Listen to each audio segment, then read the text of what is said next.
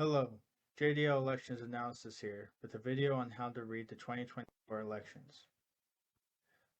First, in a presidential election year where you have an incumbent, I look at the president's approval rating as their share in the national popular vote will coincide with their approval rating. Per the Real Clear Politics average going back to 2004, incumbent presidents typically overperform their approval rating by 1 point. Right now, Biden's approval rating is at about 40%, while he polls at 45% against Trump. I expect Biden's actual vote share to fall more in line with his approval rating. Second point, when analyzing elections, the best data is that which comes from actual elections. There are two states, California and Washington, that have top two primaries for statewide and local elections where all the candidates compete against each other to advance to the general. For the past 10 years, these primaries have served as great predictors for the general as there isn't too much variation in the results.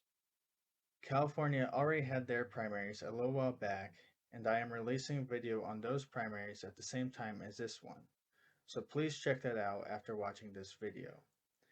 Washington will hold their primaries in the summer. Third point is that I do look at polling, however they have had a few bad cycles. In order to account for this, I use the president's approval rating as an anchor. Then, I look at how polls missed in the past and try to anticipate if they've corrected their mistakes. With this more nuanced view of the polls, I'm able to get a better read on the electorate rather than just taking everything at face value. Fourth, the old axiom is that all politics is local. While there may be a national shift, states still move in their own directions. Going back to 2000, I look at the trends within states and evaluate whether or not I think those trends will continue. Rather than just predicting a national shift and applying it across the board, I also predict how each state will move individually. And fifth point is that this election is an apples to apples election, as you have two presidents facing off against each other. This means that Biden and Trump will be actively comparing their administrations against each other. For voters, both candidates are well established and their opinions are well settled. With that dynamic, don't expect to see a major shift from today to election day. This race will be remarkably stable. Even in normal election years, this is the time when voters start to make up their minds. Now, almost everyone knows how they're going to vote. This election is not only a referendum on the Biden administration, but it's also a choice on whether or not the American people want a return to the Trump administration. And here's a key for how I characterize elections. Safe means it's not close. Likely means it's a little competitive. Lean means it's very competitive, but one side has an advantage. Tilt means it could go either way and it's a toss-up.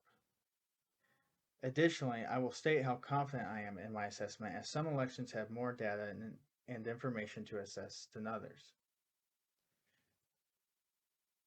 With that, I will bring the video to a close by saying I will be analyzing every federal election this year, along with the gubernatorial elections.